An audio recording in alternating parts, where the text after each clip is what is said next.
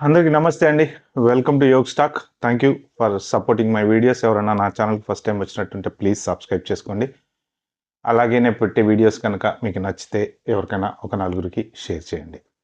So, ఇంకా మనం టాపిక్‌లోకి గనకెళ్తే నిజంగా అంటే ఒక్కొక్కసారి ఎలా ఉంటదంటే ఇండియన్స్ పరువు తీస్తున్నారు. అంటే మన పేరు నిజంగా మనము ఏ స్టేజ్‌లో ఎస్టాబ్లిష్ అయ్యామంటే టాప్ అమెరికాలో అసలు గూగుల్ సీఈఓ గాని, యూట్యూబ్ సీఈఓ గాని, ఎఫ్‌బీఐ డైరెక్టర్ గూడా ఇప్పుడు ప్రెజెంట్ ఇండియన్. ఇలా ఇంత గొప్ప పేరు తెచ్చుకుంటుంటే మనము కొంతమంది మాత్రం మన పేరుని, మన దేశం పేరుని దరిద్రం జేస్తున్నారండి.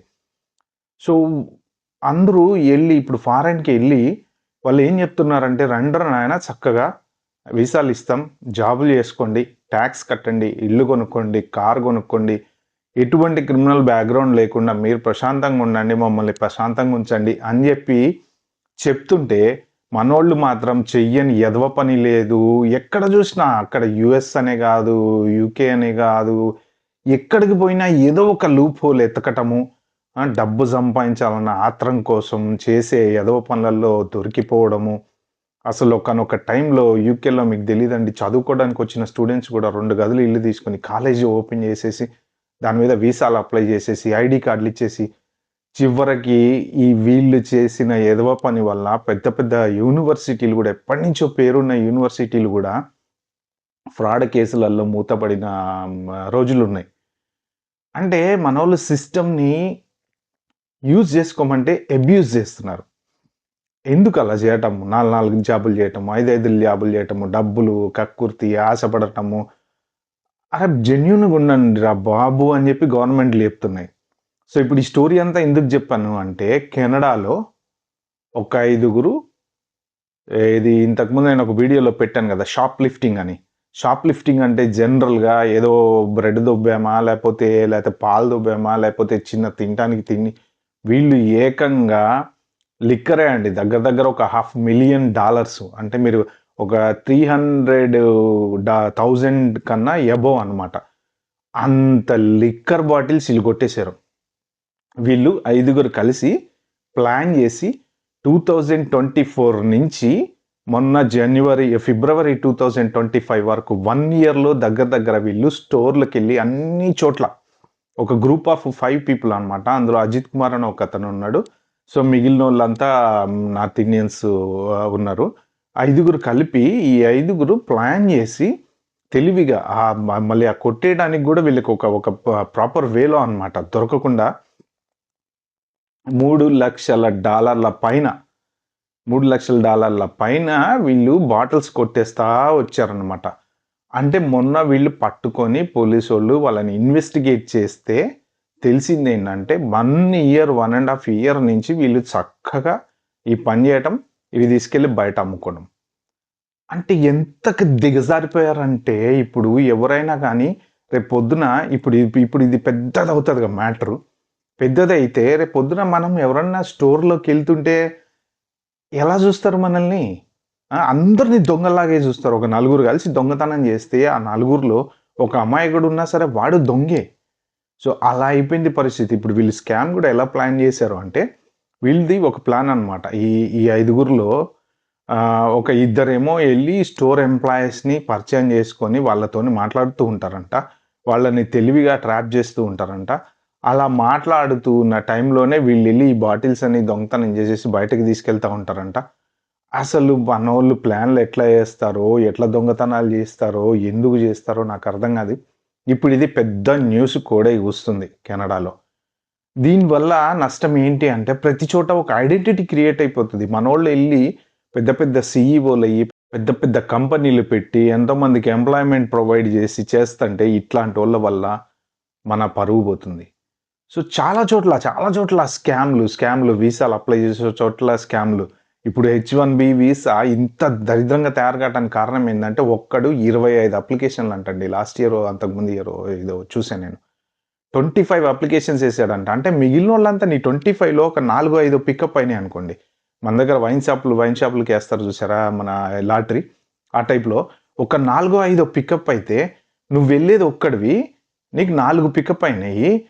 అంటే పాపం నలుగురు పొట్ట కొట్టలే నువ్వు? అంతే కదా! నలుగురు పొట్ట కొట్టినట్టే కదా! ఒక్క అప్లికేషన్ యేసుకుంటే పికప్ అయితే అయింది, లేకపోతే లేదు. 2 యేసుకో పోనీ 3 యేసుకో. 20, 25 అప్లికేషన్స్ యేస్తున్నారంట. అందులో 4, 5 పికప్ అయితున్నాయంట. చివరికసలు వాడు అమెరికానే రావట్లేదంట. నేను చాలా, చాలా చదివాను ఇలాంటి కేసులు. హ్మ్. ఎంత దిగజారిపోయిందంటే సిస్టము. అందుకనే ఇప్పుడు వాళ్ళేమో మరి ఇట్లాంటి పనులు మనం జేస్తే రూల్స్ టైట్ జేయకుండా ఉండరు గదా! మనం ఇచ్చిన అవకాశాన్ని వాడుకుని అంటే పాపం చాలామంది ఒక 70-80% సెక్షన్ ఆఫ్ ద పీపుల్ ఎళ్లి మంచి జాబులు చేసుకుంటా, టాక్స్‌లు కట్టుకుంటా, ఇల్లు కొనుక్కొని, ఒక మంచి పిల్లల్ని చదివించుకుంటా, ఒక గుడ్ ఎస్టాబ్లిష్డ్ లైఫ్ లీడ్ చేస్తున్నారు. ఈ మిగిలిన ఈ 30% సెక్షన్ ఆఫ్ ద పీపుల్ ఎంతసేపటికి ఎళ్ళడము, ఏదో ఒక ఎదవ పనులు చేయడము, దొరకడము. మొన్న లాస్ట్ ఇయరే అనుకుంటా కదా! మీ అందరికి తెలిసిందే. టెక్సాస్‌లో అది తెలుగోళ్ళు వాళ్ళందరిని లోపల పెట్టేసేసి ఏదో చేపిస్తున్నారని చెప్పి వాళ్ళ నలుగురిని అరెస్ట్ చేసి అదొక న్యూస్ వచ్చింది కదా! ఒక నలుగురిని. ఫైనల్‌గా ఈ మధ్యన కోర్ట్ కేస్ గూడా వాళ్ళేం విట్‌నెస్ చెప్పలేదు అని జెప్పి వదిలేశారు అని జెప్పేసి చదివాను నేను. అంటే ఎక్కడికి బోయినా మనం మనం మంచిగా బతకండ్రా నాయన అంటే మనం ఇలాంటివి చేస్తా పోతే బ్యాడ్ నేమ్ రాదా? మన కంట్రీకి బ్యాడ్ నేమ్ రాదా? మనతో పాటు ఉండేవాడు బ్యాడ్ నేమ్ రాదా? ఇప్పుడు ఏదన్నా కేసులలో ఏ1, ఏ2, ఏ3, ఏ4 ఎందుకంటే ఫస్ట్ ఒకడు అరే! ఇది చేద్దాంరా అంటాడు. ఇంకొకడొచ్చి అవునురా కలిసి చేద్దాం అంటాడు. ఇంకొకడొచ్చి అరే! వద్దురా బయ్ ఎందుకొచ్చిన గొడవ అంటాడు. ఆ నాలుగోవాడు నేను ఇన్వాల్వ్ కానురా అంటాడు. కానీ ఈ ముగ్గురు కంపల్ చేయడం వల్ల ఆ నాలుగోవాడు సరే నేను వెనకాలుండి చూస్తా అన్నట్టు అంటాడు. కానీ ఒకసారి వాళ్ళ నలుగురు దొరికారనుకోండి ఏ1, ఏ2, ఏ3, ఏ4 నలుగురినే ఏస్తారు లోపల. సో, ఇప్పుడు ఈ కెనడాలో జరిగిన దానికి ఏంటంటే మోర్ థాన్ $5,000 వర్త్ గనక స్కామ్‌లేమన్నా బయటపడితే క్రిమినల్ రికార్డ్ వాళ్ళ దగ్గర 10 ఇయర్స్ ఇంప్రిజన్‌మెంట్. 10 ఇయర్స్. ఇప్పుడు ఈ ఐదుగురు బతికేమైంది? తొక్కలో ఒక్క మందు బాటిల్ కోసము 5 ఏళ్ళు వీళ్ళు జైల్‌లో 10 ఏళ్ళు జైల్‌లో ఉండాలి. ఇంకెవరొచ్చి కాపాడతాడు? ఏ లాయరొచ్చి కాపాడతాడు? నువ్వు చేసిన ఏదో పని. ఇప్పుడు నీకు వీసా ఏదైనా ప్రాబ్లమ్ అయిందంటే లాయర్ కాపాడతాడు. లేకపోతే ఇంకేదైనా ప్రాబ్లమ్ ఉంటే లాయర్ కాపాడతాడు గానీ, నాన్న నేను దొంగతనం చేశా ప్లీజ్ నన్ను కాపాడరా అంటే ఏ లాయర్ కాపాడతాడండి?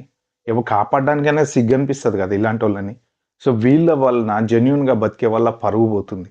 నిజంగా ఇలాంటి పరువులు తీసే పనులు మాత్రం చేయకండి. ఎందుకంటే ఒక సెక్షన్ ఆఫ్ ఐడెంటిటీ మన మీద పడింది అంటే చూస్తారు. అంటే ఒక చోట గూడా జనరల్‌గా కొన్ని కొన్ని కంట్రీలకి ఎంత బ్యాడ్ నేమ్ ఉందో, ఆ కంట్రీ వోడు అంటేనే భయపడుతూ ఉంటారనమాట. అలాగే ఇప్పుడు మనం ఇలా బ్యాడ్ క్రియేట్ చేసుకుంటా పోతే ఎన్ని ఫ్రాడ్స్ బయటపడుతున్నాయండి. ఎన్ని ఫ్రాడ్స్ యూఎస్‌సిఐఎస్ ఆపిన తర్వాత ఎన్ని ఫ్రాడ్స్ బయటపడుతున్నాయి.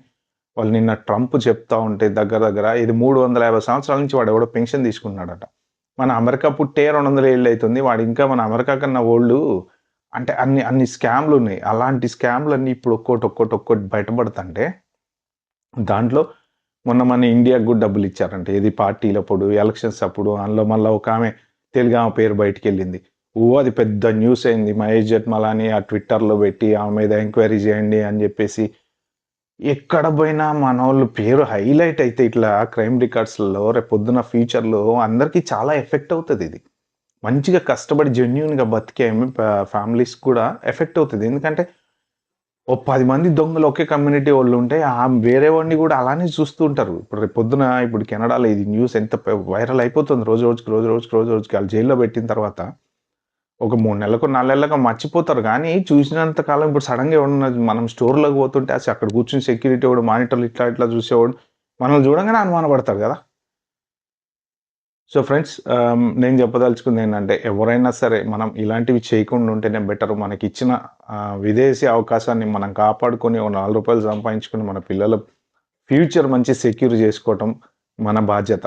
ఓకే. ఈ వీడియో గనక మీకు నచ్చినట్టయితే ప్లీజ్ అండి like, share, subscribe to my channel. Thank you.